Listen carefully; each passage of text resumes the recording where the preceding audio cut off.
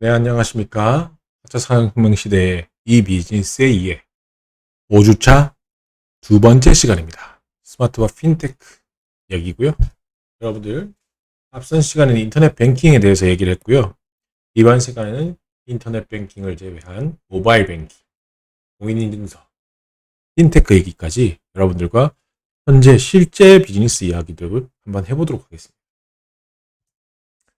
자, 모바일 뱅킹은 여러분들이 좀 더 실체로 느낄 수 있게 이 수치들을 한번 제가 준비를 해봤습니다. 제가 수치들을 확인할 수 있도록 체킹을 좀 해놨고요. 2017년부터 해가지고 지금 2021년도까지 보시면 10,000명 기준이거든요. 인터넷 뱅킹 먼저 보시면은 1억 8,657만 정도, 10,000명 정도. 저희 나라 인구가 5천만 명이거든요. 근데 우리나라 인구보다 더 많이 사용하고 있어요. 모바일 뱅킹도 그렇지 볼까요? 바로 밑에 모바일 뱅킹 있거든요. 1억 4천. 이 정도 수치면은 우리나라 인구의 2배, 3배 정도 되는 등록 고객 수고요. 이 고객 수는 한국은행에서 발표한 수기 때문에 정확할 거예요. 자, 이 정도면 엄청 많이 쓰고 있다는 거죠. 왜 그러냐? 여러분들이 인터넷 뱅킹 쓰실 때, 모바일 뱅킹 쓰실 때 하나의 은행만 쓰는 게 아니기 때문에 여러 가지 은행을 쓰기 때문에 중복 합산되는 부분이 있고요. 그 부분에 있어서 여러분들이 이렇게 많이 사용한다는 것은 정말 많은 사람들이 사용하고 있고, 그리고 성장률을 보시더라도 증감률이 계속 증가하고 있습니다. 더 많이 사용하고 있어요. 이거 왜 그럴까? 많은 새로운 앱들, 많은 새로운 인터넷 뱅킹들도 생기고, 특히 우리가 새로 생겨난 인터넷 은행들, 인터넷 뱅크들, 카카오뱅크, 토스뱅크 이런 것들이 전부 다 새로운 뱅킹으로 등록되기 때문에 계속 성장하고 있는 중입니다. 그래서 이 뱅킹의 비즈니스들은 성장 중이에요. 그리고 새로운 비즈니스 모델들도 더 많이 나타나고 있고요. 자, 그러면 어떤 식으로 뱅킹에서 돈을 버는지, 그리고 어떤 비즈니스 모델들이 생겨나는지 한번 살펴보시면, 와, 정말 이게 돈 되는 시장이구나. 아, 내가 어떤 은행에서, 내가 은행에 간다고 하면 어떤 은행에서 일을 해야 될까? 어떤 비즈니스 모델을 공부해야 될까? 어떤 것들이 중요한 포인트일까? 비즈니스 모델에서. 이걸 파악하시는 분과 아닌 분의 차이는 엄청날 겁니다. 자, 한번 살펴봅시다. 모바일 뱅킹의 개념은 여러분들 와이어리스라는 의미가 포함되어 있는 거예요. 와이어리스는 무선이란 뜻이죠.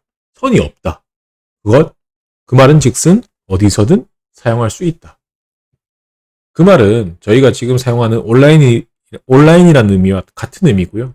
거기에다가 뱅킹이란 세 가지 의미가 결합된 거기 때문에 모바일 뱅킹이란 건 무선 온라인 뱅킹이에요. 무선 온라인 뱅킹. 그렇다 보니까 이게 무선도 되고요. 온라인으로 접속돼야 되고요. 거기다가 은행 서비스까지 되는 거기 때문에 와, 정말 기존에 있던 비즈니스 모델과는 다른 형태죠. 예전에 뱅킹은 무선은 아니었어요.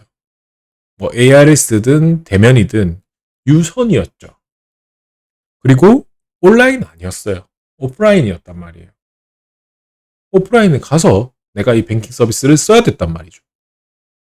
그러니까 이제 비즈니스 모델이 추가되면 될수록, 확장되면 될수록, 새로 생겨날수록 이런 개념들이 더 추가되게 되는 것이죠. 이런 것들이 새로운 가치를 낳는 거예요. 그래서 여러분들도 비즈니스 모델을 짤 때, 새로운 비즈니스를 생각할 때 기존에 있는 서비스와 어떤 것들을 결합해 볼 것인지를 고민해 보시라는 거죠. 근데 지금은 우리가 4차 산업혁명 시대이기 때문에 4차 산업 시대의 기술들이 가장 많이 기존의 서비스 비즈니스들과 결합되는 거예요. 그래서 새로운 비즈니스 모델들이 나타나는 거죠.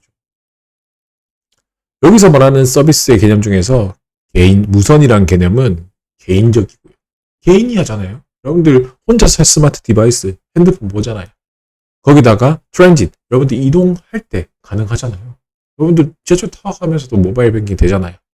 여러분 당근마켓 거래하러 가서 모바일 뱅킹 바로 되잖아요. 거기다가 컨비니언스, 편리하다는 거죠. 이 세 가지 개념으로 실현되고 거기다가 온라인 네트워크라든지 자동화 개념이 들어가니까 모바일 뱅킹이 여러분들이 밤 12시에 아무도 일하고 있지 않는 상황에서도 뱅킹이 진행되는 거죠. 그래서 물선 플러스 온라인 플러스 뱅킹의 의미가 모바일 뱅킹인데, 거기다가 금융거래만 하는 게 아니라 금융정보, 금융거래, 거기다 새로운 금융의 확대까지 있는 상황인 거죠. 그러니까 이게 핸드폰이 여러분들이 활성화되니까 우리나라 핸드폰 사용량이 80% 이상, 90% 이상 된다고 제가 말씀드렸잖아요. 거의 90%까지 됐어요. 그렇다 보니까 이 모바일 뱅킹을 사용하는 사람들은 점점 더 늘어날 거고요. 우리나라 인구 전체가 다 쓰면 뭐 그때부터는 확장이 멈추겠죠. 얼마나 많은 사람들이 사용하고 있다는 거죠. 모바일 뱅킹은 일상화되는 거예요. 지금 이미 일상화되고 있고 스마트 뱅킹으로까지 진행하고 있기 때문에 모바일 뱅킹은 여러분도 사용하고 있는 개념에서 스마트 뱅킹이 어떤 개념을 바뀌는지만 이해하시면 모바일 뱅킹에 대한 정확한 이해는 가능하다는 거죠. 자, 제가 어제 들어가서 앱스토어에서 캡처한 화면, 모바일 뱅킹이라고 검색을 하니까 이 정도가 나왔어요. 모바일 뱅킹에서. 와, 엄청나죠? 엄청납니다. 지금 이게 아래 위 세로가 8줄이거든요. 거기다가 10, 20, 20.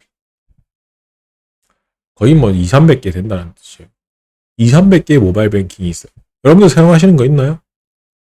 전 여기 사용하는 거 한 10개 넘을 것 같아요. 여러분들 몇 개 정도 돼요? 자, 이렇게 모바일 뱅킹이란 개념들이 활성화되고 사용하는 사람들이 되게 많습니다. 종류도 엄청나다는 거죠. 여러분들 사용하고 계시잖아요. 그럼 이런 개념에서 모바일 뱅킹이 어떻게 되는지 한번 살펴봅시다.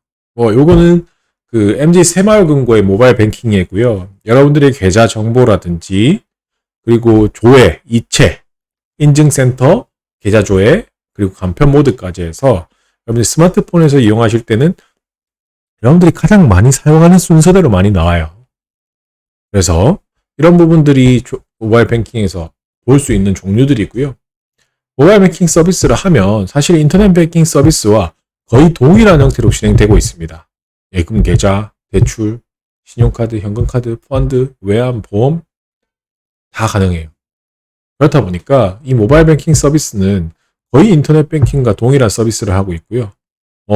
어떻게 보면 인터넷 뱅킹보다 더 고도화된 서비스도 하는 것도 있습니다. 자, 모바일 뱅킹이 왜 장점일까? 이게 은행의 입장에서 한번 생각을 해보도록 합시다.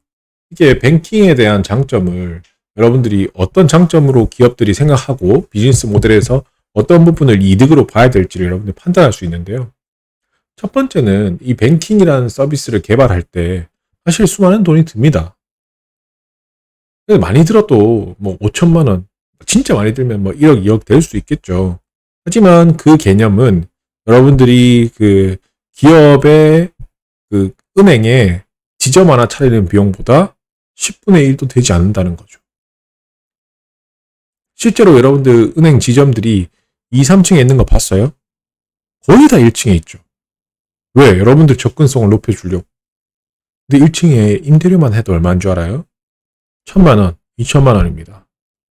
3개월이면 여러분들 앱 개발 비용 뽑습니다. 자, 그렇게만 생각해봐도 비용의 절감은 어마무시하죠. 거기다가 서비스를 세팅하기 위한 인력 비용. 여러분들 인력 얼마입니까? 비용 엄청나죠. 월에 2, 300씩 줘야 되는데 300 곱하기 10개월, 10개월만 해도 3,000입니다. 근데 한 명만 10개월 쓰면 3,000이죠. 근데 은행 가면 여러분들 한 명만 있어요? 창구만 해도 8개가 넘잖아요. 그냥 300만 원 치고 8개 치면 2,400만 원인데 그걸 10개월 치면 2억 4천이잖아요. 그러니까요. 비용이 얼마일까요?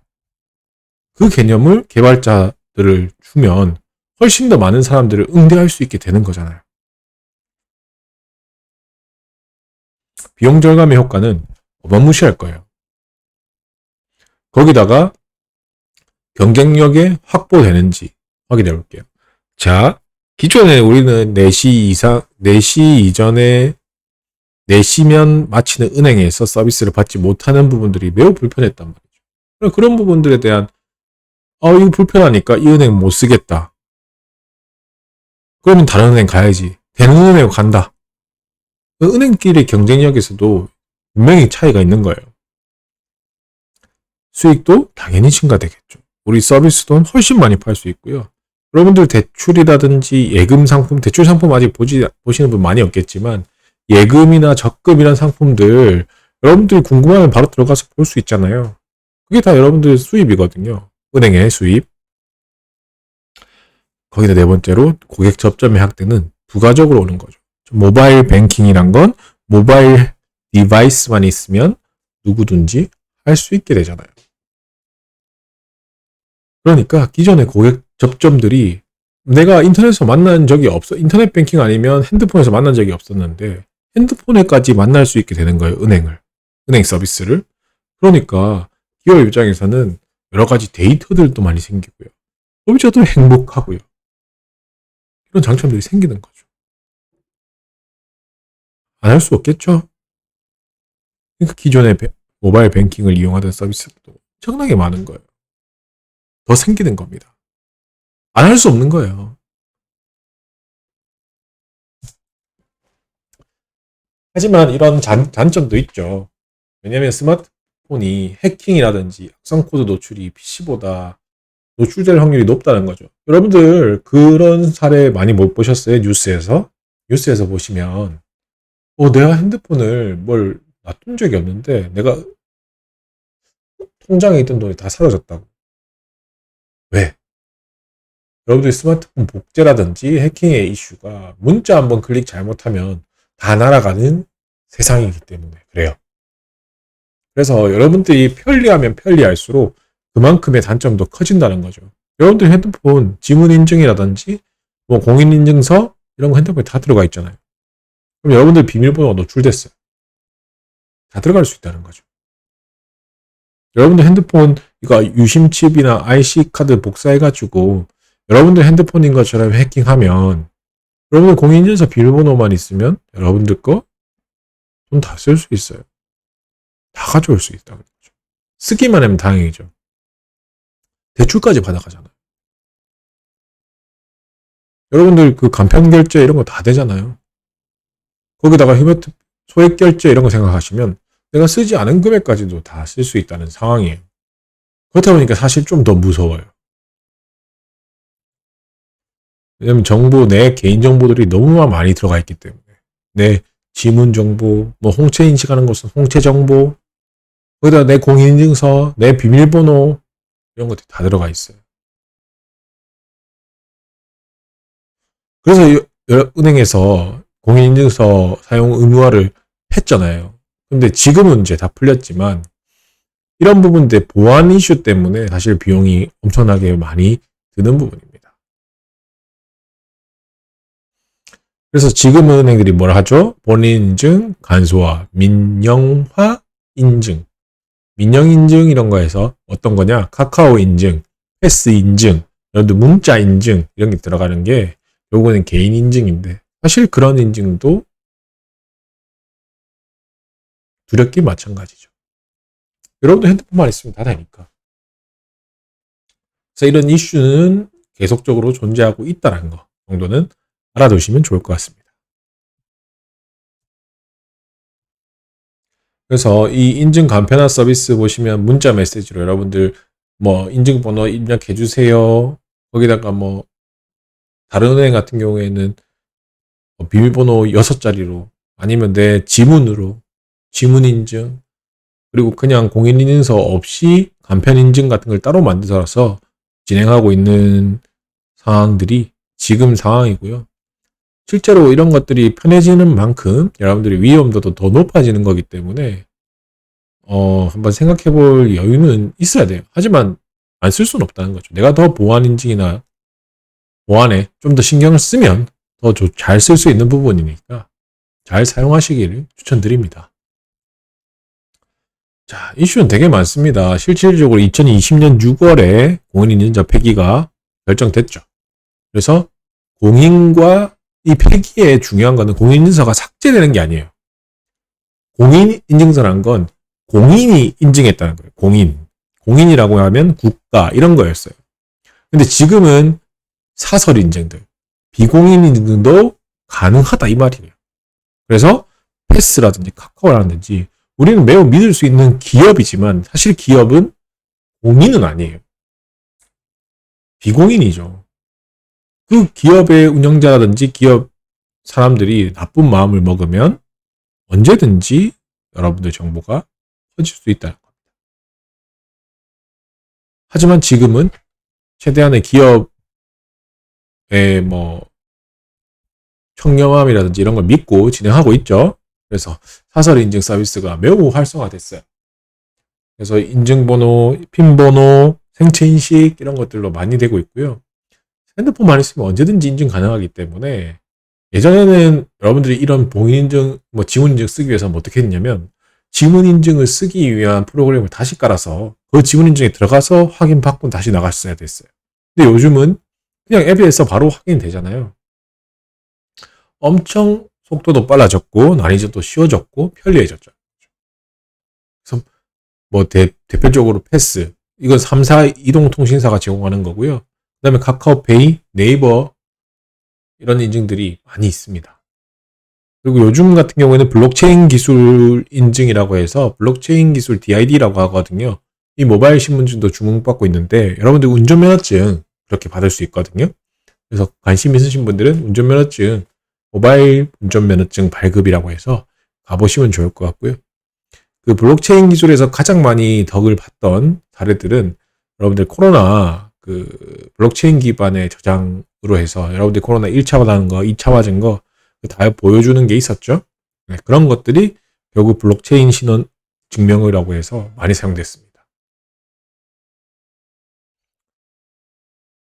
자, 그리고 이 우리 시대를 풍미하고 있는 아직도 사용하고 있습니다. 공인인증서 한번 이야기를 나눠야 될 것 같습니다. 이 공인인증서는 왜 필요하게 됐냐면 여러분들이 인터넷 뱅킹이 생기면서부터 생긴 겁니다. 왜냐하면 인터넷 뱅킹은 기존의 은행들은 여러분들 가서 주민등록증 보여주고 내 얼굴 보여주고 확인하는 과정들이 있었거든요. 근데 지금은요. 인터넷 뱅킹 이후로부터는 어떻게 되냐. 내가 아무리 인터넷 접속해서 이걸 한다고 하지만 은행에서는 이 사람인지 확인이 불가능한 거예요. 내 주민등록번호만 알면 들어갈 수 있다. 여러분들 부모님 주민등록번호 몰라요? 여러분들 친구 주민등록번호 몰라요? 알 수도 있잖아요.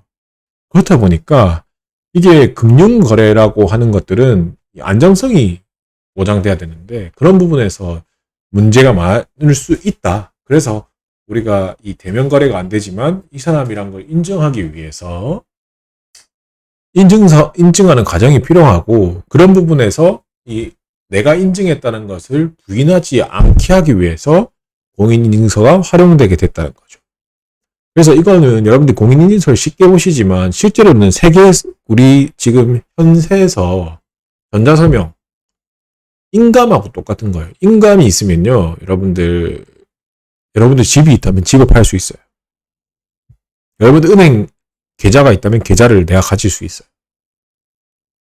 그렇다 보니까 전자인감증명서라고 하는 형태고요. 그 전자증서를 공인인증서라는 형태로 진행되게 됐다는 거예요. 그래서 여러분들이 그거 가지고 쇼핑도 하고요. 경매도 하고 증권도 하고 거래도 하고 민원도 처리하게 했단 말이에요. 왜?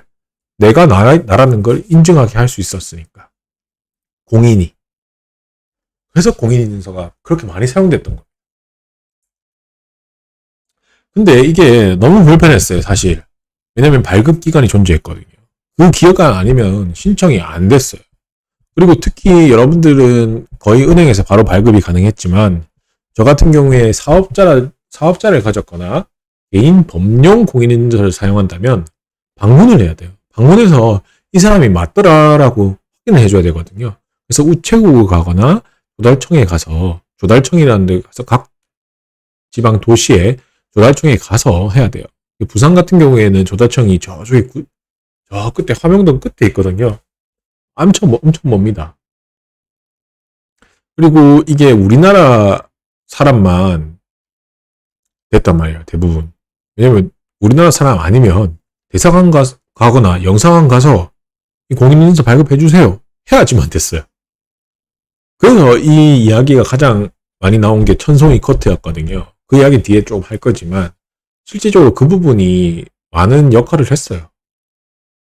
그래서 이 인증서가 뭐 저장 매체 관리해서 진행하는 거다 보니까 여러분들 USB 잊어버리면 인증서는 누구든지 가지고 갈 수 있다. 그리고 1년마다 갱신해야 된다. 거기다가 내가 발급할 때 주민등록 필요하니까 외국인들은 주민등록 없으니까 발급이 불가능하다. 그 인터넷 결제가 할 수가 없다. 우리나라 몰에 들어와서 사고 싶은데 구매가 안 돼. 그러면 우리나라의 수익들이 날라가 버리는 거잖아요. 결제 안 되는 것 때문에. 다른 나라는 안 되냐? 다른 나라 달 됐어요. 그때만 해도. 공인인증서 필요 없이 결제가 됐거든요. 그래서 이런 현상 때문에 공인인증서에 한계를 가지게 됐고, 그 한계를 깨기 위해서 사실 이번에 그때 그 상황 때 박근혜 대통령이 디스라고 했죠. 디스 한다고. 공인인증서 디스를 했죠. 왜 이거 별에서 온 그대에 나오는 천송이 코트를 사고 싶은데 이 천송이 코트를 중국에서 사려고 했는데 공인인증서 때문에 구매 실패했다. 라고 엄청나게 말을 많이 올린 거예요. 근데 그 전부터 문제가 많았거든요. 왜냐면 그때 마이크로소프트가 액티브X 때문에 폐쇄성이 심해져서 인터넷 익스플로러가 엄청 외면받았어요. 그 액티브X랑 공인인증서랑 같이 합쳐져가지고 진짜 최악의 폐쇄성을 보인 거죠. 그 이후에 이제 많이 사라지게 돼야 된다는 이야기도 많이 나왔고, 지금 같은 경우에 여러분들 그냥 수치적으로 보면 크롬이 인터넷 익스플로러 대비 크롬이나 다른 익스플로러 프로그램들이 훨씬 더 사용률이 높다는 거죠. 그래서 이런 부분들이 폐쇄성이 과연 좋은가라고 봤을 때는 사실 안 좋은 부분도 생길 수 있다는 겁니다. 원래는 익스플로러가 1등이었어요. 자, 그래서 이런 공인인증서의 문제점을 조금 더 정리해보자면 저장 방식, 배포 방식 이런 것들이 USB만 가져가면 복사만 하면 되니까 보안상으로 과연 그만큼의 보안 문제를 해결할 수 있겠냐라는 거죠. 거기다가 이걸 쓰려고 하면은 결국에는 공인인증서 쓸 수 있는 프로그램 또 깔아야 되니까 똑같지 않냐. 사실 공인인증서는 이거 쓰는 사람한테 네가 보안 책임을 못했으니까 너 잘못이야 라고 말하고 싶어서 이렇게 만들어졌다라는 거죠. 거기다가 뭐 1,000원 쓰는데도 공인인증서 써야 되냐 이렇게 이야기하는 거예요. 소액 결제 사용상에도 불편하다. 거기다가 이 공인인증서는 액티브X 프로그램 기반이기 때문에 브라우저 호환도 엄청나게 안 되는 거예요. 브라우저 맨날 다운되고 막 꺼지고, 여러분들 그때 그랬거든요. 엄청 불편했어요. 그리고 이 공인인증서 하나만 해가지고 모든 은행 들어갈 수 있냐? 들어갈 수 있습니다. 하지만 어디는 타행 등록해가지고 다시 다 등록하고 그 등록된 상태에서만 들어갈 수 있게 해준 거죠. 너무 불편한 거예요. 하나만 만들면 다 한 번에 되는 거 아니냐고 생각할 거잖아요. 그래서 그런 것들을 깨기 위해서 이제 이건 필요 없지 않냐라고 얘기됐고, 그런 것들이 이제 발전되게 돼서 이까지 왔는데, 실제로 장점은 있거든요. 확실히 보안 성능은 좋습니다. 그거 안 되면 결제 안 되잖아요. 그래서 이 공인인증서 비번을 뚫지 않는 이상은 내 결제를 뚫을 수 없기 때문에 생각해 보시면 생각보다 안전한 장면도 있어요. 거기다 관공서 서비스, 금융 서비스 이거 하나만 되니까 역으로 생각하면 쉬울 수도 있거든요. 그리고 우리나라 사람이 해외 거주할 때 본인 인증이 본인 인증서만 있으면 우리나라에 들어오지 않고도 가능하니까 장점으로도 사용됐습니다.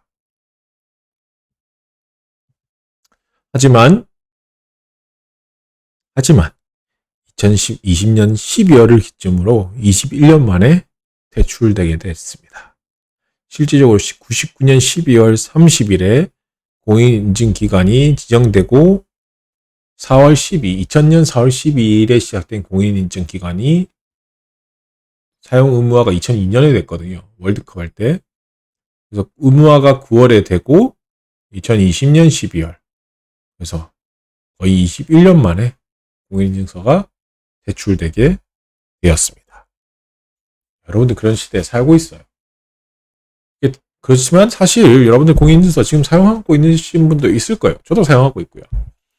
그 용도는 아직도 남아있다. 이 대출이란 게 공인과 비공인을 다 사용할 수 있게 했다.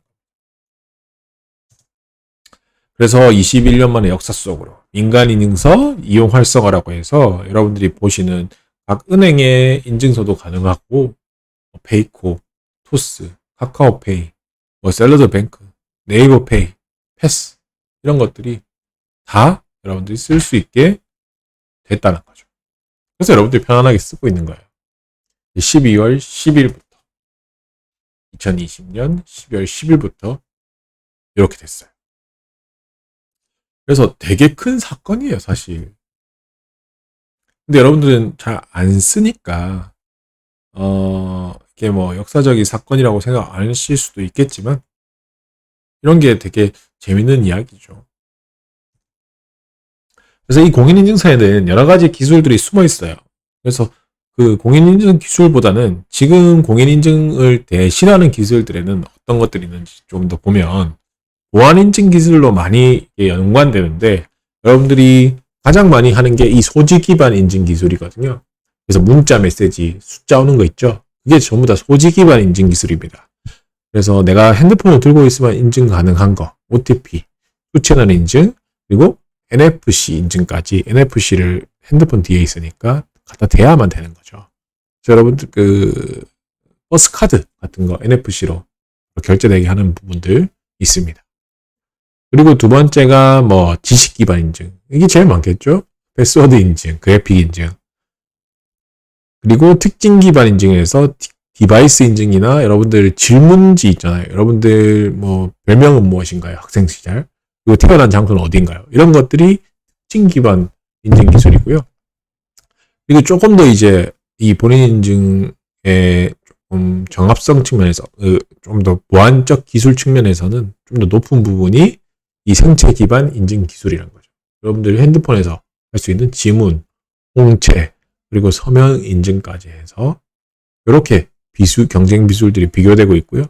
이런 기술들이 좀 더 늘어나고 있는 게 뭐 블록체인 기반 기술들도 실질적으로는 뭐 저장 기술이다 보니까 이쪽 측면에서는 뭐 나뉠 수는 없겠지만 새로운 측면들로 떠오르고 있다라는 것도 이야기 드릴 수 있습니다.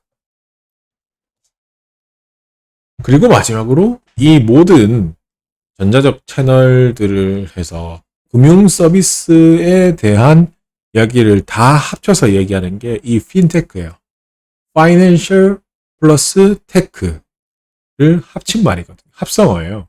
그래서 이것들이 어떤 건지 한번 같이 살펴보도록 합시다. 이 핀테크 분야는 지금 가장 핫한 분야고요. 돈도 엄청 많이 벌고 있습니다. 그래서 여러분들 이 비즈니스 모델도 한번 같이 살펴보면 좋을 것 같아요. 기존에는 이 전통적으로 핀테크를 말하는 것은 이 전자적 채널만 이용하면은 다 가능했어요. 그래서 뭐 IBM 정보 보안 솔루션 이런 것들을 이용해서 뭐 대출을 하거나 진행하면 가능했다는 거죠. 이게 그냥 은행에서 여러분들이 잘 보지 못했지만 금융 인프라들을 깔아주고 있었어요. 근데 지금은 이 핀테크가 은행만 쓰는 게 아니라 이거 인프라를 아예 안 써도 되게 만들어버리는 거죠. 그래서 이런 부분들이 매우 새로운 방향으로 가게 되는 거예요. 핀테크에서 가장 많이 나오게 되는 게 비트코인이에요. 비트코인. 비트코인이 원래는 돈이 아니잖아요. 근데 돈으로 인정받는 시대가 돼버린 거예요.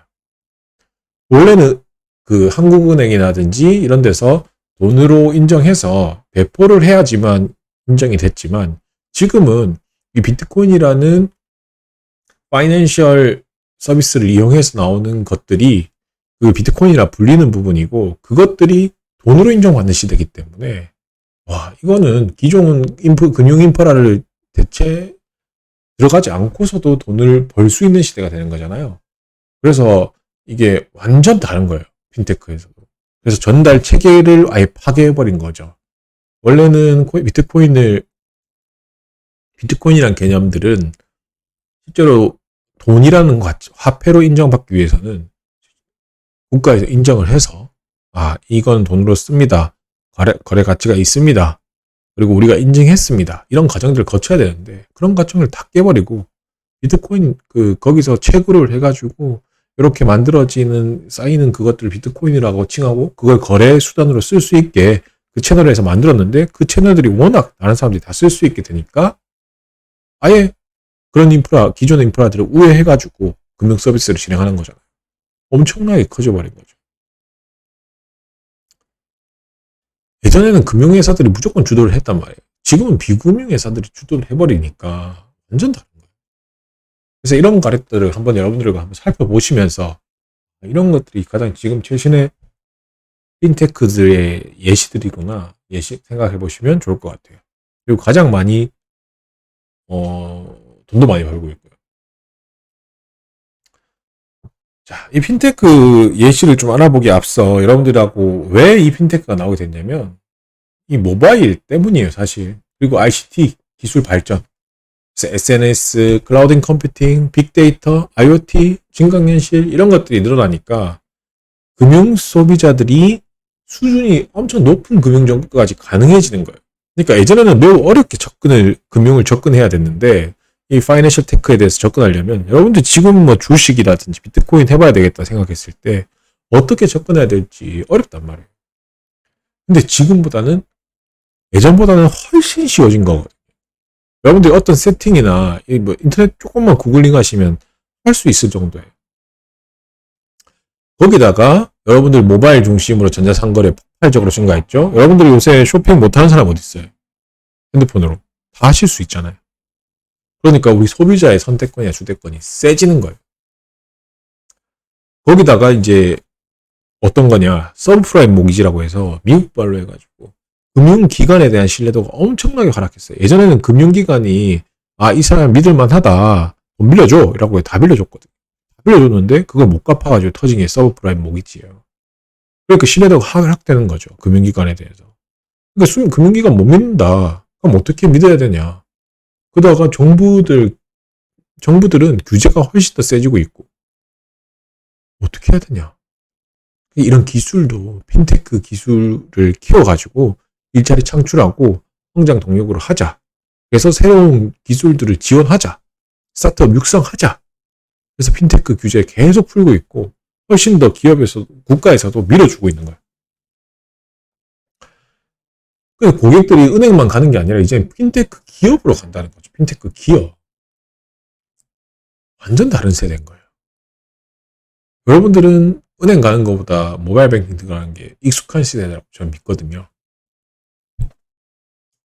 이런 세대가 돼버리니까 이 핀테크가 훨씬 더 성장할 수 있는 거고, 핀테크가 어떻게 구분해서 나눌 수 있는지 좀 찾아보면 첫 번째가 이 금융 플랫폼으로도 사용될 수 있다는 거죠. 은행 없이도 여러분이 돈을 빌리거나 돈을 모을 수 있다는 개념이에요. 원래는 은행만 할 수 있었잖아요. 그래서 기업들이 금융기관 기업 없이 금융거래를 할 수 있는 게 핀테크예요. 금융 플랫폼으로서의 핀테크. 어떤 거냐? P2P 대출, 크라우드 펀딩. 그 뒤에 한번 보여드릴게요. 두 번째가 금융 데이터 분석입니다. 예전에는 기업 금융, 개인 금융 이런 거 데이터를 분석을 해가지고 은행에서 막 보내주고 그랬어요. 그런데 이런 것들이 중요하다고 이제 판단되니까 아예 그런 걸 전문으로 하는 기업들이 생겼다는 거죠. 그래서 신용조회, 자산관리, 그리고 운전습관 연계보험 이런 것들입니다. 그런 것들도 새로운 서비스 분야로 생겨나고 있다는 거고요. 거기다가 여러분들이 가장 많이 사용하는 거죠. 결제나 송금 분야에서 은행을 겹치지 않고 서비스를 제공한다는 거예요. 그게 바로 간편결제, 간편송금입니다. 원래 카카오뱅키가 있기 전에 여러분들이 간편결제나 송금을 할 수 있었어요. 카카오뱅크가 은행이 돼서 된 게 아니라. 그리고 그것들이 은행으로 인정받았다는 것 자체도 여러분들한테는 새로운 비즈니스 모델이 돼버린 거죠. 그리고 네 번째로 금융 소프트웨어입니다. 블록체인, 비대면인증, 이런 새로운 서비스 분야들이 없었던 분야들이 생겼다는 겁니다. 그리고 그 분야에 대해서 한번 보도록 합시다. 첫 번째가 간편결제. 기존에 여러분들 공인인증서 반칙이 있죠? 이 공인인증서 결제할 때는 어떻게 되냐면 여러분들이 카드사 선택했어요. 카드사 선택하고요. 잠시만요. 네. 카드사 선택하고요. 그 다음에 내가 어떤 공인인증서에서 하겠다. 공인인증서 비밀번호, 신용카드 번호, 유효기간, 카드 비밀번호, 보유번호, 그리고 공인인증서 비밀번호 해야 결제가 됐어요. 와, 7단계, 8단계까지 가야 돼. 너무 힘든 거야. 그러면 내 거만 인증받으면 바로 결제하게 해줄게. 간편결제 선택하고 비밀번호 입력하고 결제되게 합니다. 여러분들이 어떤 건 더 많이 쓰시나요? 신용카드 결제 많이 쓰세요? 간편결제 많이 쓰세요? 저만 해도 간편결제 많이 씁니다. 네이버페이, 카카오페이 이런 결제를 써버리는 거죠. 두 번째가 간편 송금이에요. 자, 토스는 토스뱅크가 아니었어요. 얼마 전까지만 해도. 근데 지금 뱅크로 인정받은 상황인 거고요. 원래는 토스는 간편 송금 서비스 프로세스였어요. 그래서 송금을 간편하게 해주는 서비스에서 시작했단 말이죠. 여러분들 이게 은행이 아님에도 불구하고 그렇게 사용했다는 거예요. 그게 충격적인 거예요. 은행처럼 사용했거든. 내 계좌 등록하고 돈 그냥 바로바로 보낼 수 있게. 이거 중개하는 사업 서비스에서 중개. 은행 보내는 거 중개. 근데 여러분들은 은행이라 생각하고 썼을 거란 말이에요. 이런 간편 송금 서비스가 새로 생겨난 핀테크의 비즈니스 분야고요. 이 토스가 사실 뭐 치과 의사가 만든 거라고 해서 매우 유명하죠. 지금은 엄청 성장했고요. 지금은 토스뱅크라고 은행으로 인정받은 상황입니다. 그래서 원래는 금융 앱 정도의 서비스였는데 이제는 토스뱅크라고 해서 은행으로 인정받고 있고요. 그리고 세 번째가 이 크라우드 펀딩입니다. 크라우드 펀딩. 자, 크라우드 펀딩은 여러분들이 은행을 거치지 않고 예전에는 돈을 모으기가 힘들었어요. 어디서 돈을 모으냐? 은행이 돈을 빌려주지 않으면. 아니면 내가 아는 사람한테 빌려야 되냐? 이렇게 생각했단 말이죠. 근데 그런 시대가 바뀌었다. 새로운 모델들이 생겼다는 거죠. 자, 여러분들이 뭐 검색해보시면 나오실 거예요. 와디즈란 서비스고요. 여기는 제품을 내가 런칭하면서도 투자를 받을 수 있는 개념도 있고요. 이렇게 우측 밑에 여기 소득 공개되어 있는 거 보시면 이런 기업에 투자하는 개념도 있습니다. 보시면 재테크족을 위해서 자산 불리는 서비스를 하는 핀테크 기업이죠. 돈이 모자라니까 돈을 여기서 모으는 거예요. 이 와디즈는 은행이 아니에요. 보세요. 만, 10만, 100만, 1000만, 15억이 뭐였어요? 은행에서 15억을 대출 받냐? 아니면 이런 사이트에서 대중이 내한테 돈을 모아서 쓸 수 있게 해주냐? 펀딩의 개념이 생겼다는 거죠. 이전에는 돈을 모으기 위해서는 은행에 가서 빌려야 됐고 아는 사람한테 가서 빌면서 빌려야 되는데 이런 서비스로 인해서 새로운 핀테크 분야가 생겼다는 거죠. 그래서 여러분 보시면 앱만 하는 것이 아니라 뭐 에너지, 영화 이런 거가 전시까지 다 가능한 상황입니다. 투자를 받을 수 있어요. 그런 것만 아니고 와디즈만 있는 것도 아니에요. 여러분들 제품군으로 보시면 텀블벅 이런 것들에서도 크라우드 펀딩이라고 표현합니다. 왜냐하면 돈을 모아서 이 제품을 만들 수 있게 도와주거든요. 그래서 보시면 뭐 목걸이 이런 것들도 100만 원 이상 팔렸고요.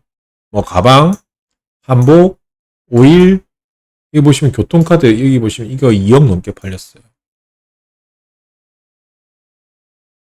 한번 잘 생각해 보시면 이제 비즈니스 분야에서 기존에는 기업이 되기 위해서는 엄청나게 힘들었는데 이렇게만 해도 제품을 팔 수 있고 돈을 모을 수 있다는 게 소비자 입장에서 매우 힘이 세지는 거예요.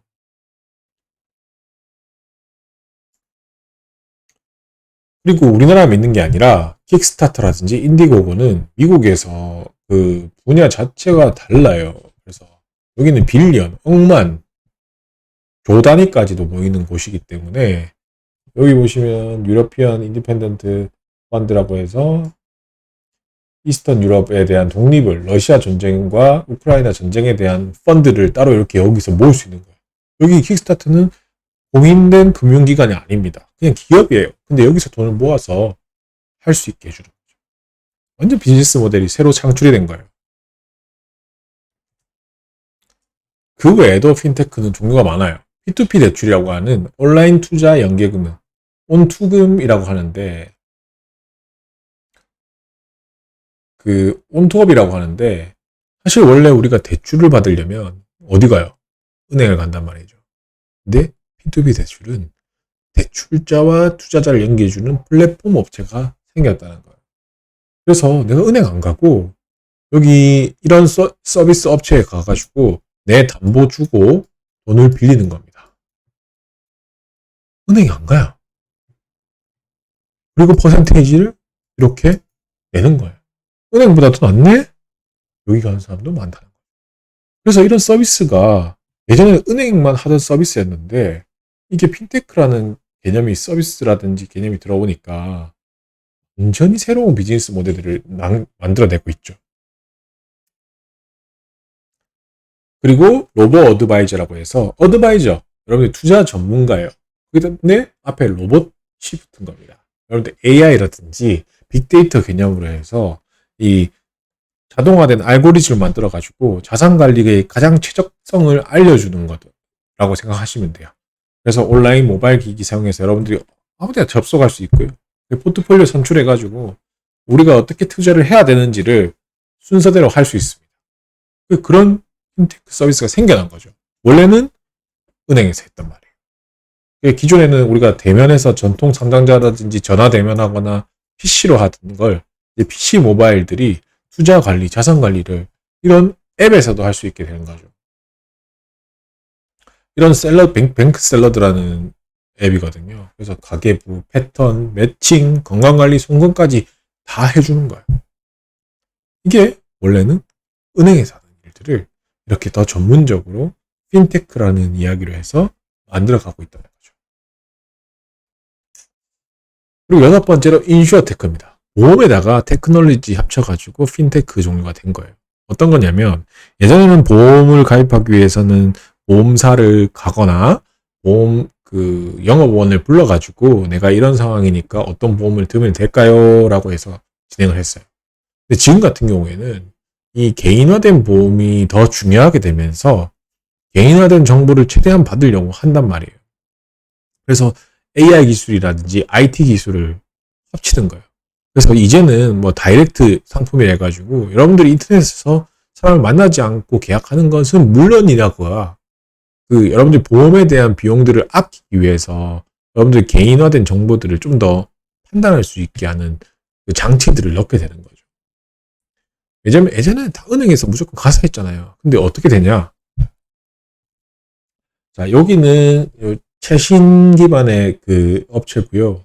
어떤 걸 하냐면 이제 우리가 운전자들은 운전자 보험 보험을 넣어야 되니까 자동차 보험을 넣어야 되니까 이 자동차 보험에 대한 금액들을 낮추기 위해서 이런 것들을 인식하는 서비스를 만든 거예요. 핸드폰에다가. 그래서 이런 주변 기술, OCR 기술이라든지 주변 인식 기술을 통해 가지고 내 점수를 매기는 겁니다.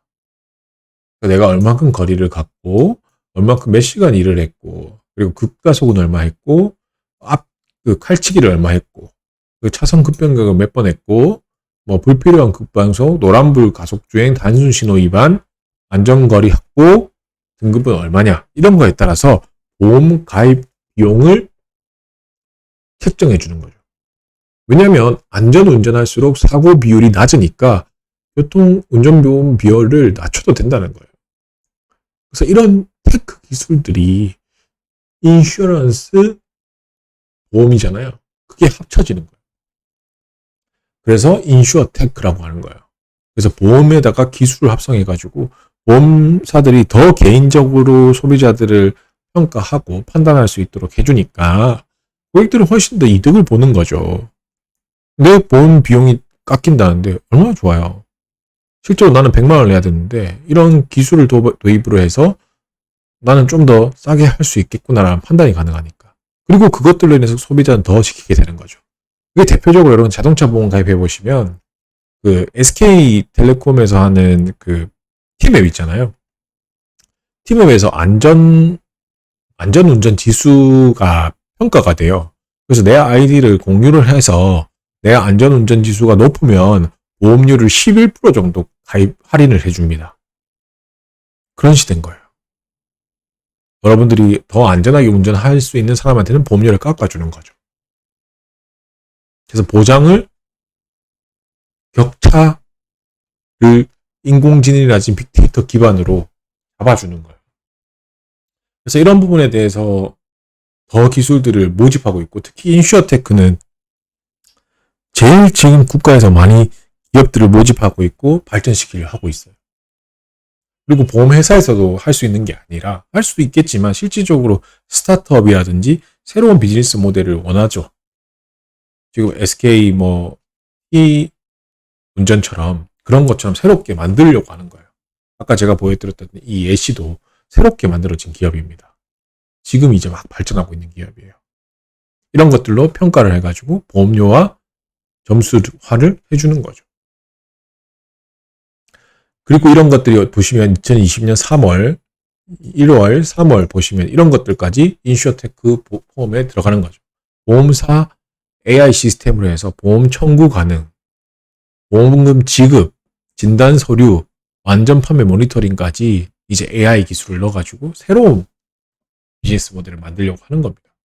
지금 현재예요. 여러분들 눈앞에 있는 겁니다. 그래서 예전에는 이런 상품 개발부터 그 보험회사들이 마케팅, 가입, 계약 관리, 지급, 고객 서비스들이 어떻게 됐냐면 엄청나게 이런 사물 인터넷, 빅데이터, 인공지능, 블록체인들로 인해 가지고 인슈어테크를 활용하려고 하는 거죠. 아예 상품 개발부터 이렇게 해야 되겠다. 아, 지금 보니까 빅데이터 보니까 이런 제품을 좋아하는구나. 빅데이터 기반으로 맞춤 상품 추천하는 거야.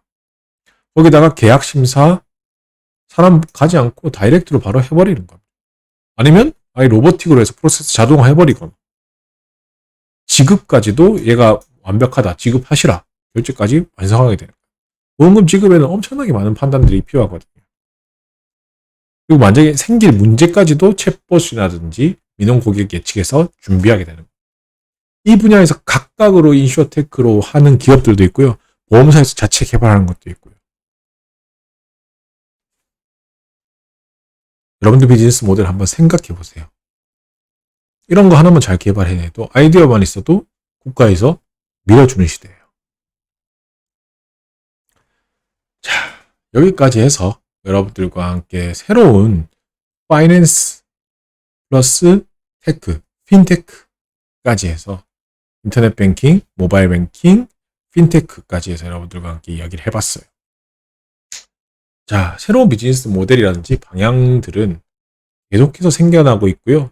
특히 우리 이비즈니스과라든지 이비즈니스 학과에서 배우는 것들이 이런 것들을 위해서 한다라고 생각하시면 조금 더 이해가 되실 것 같습니다.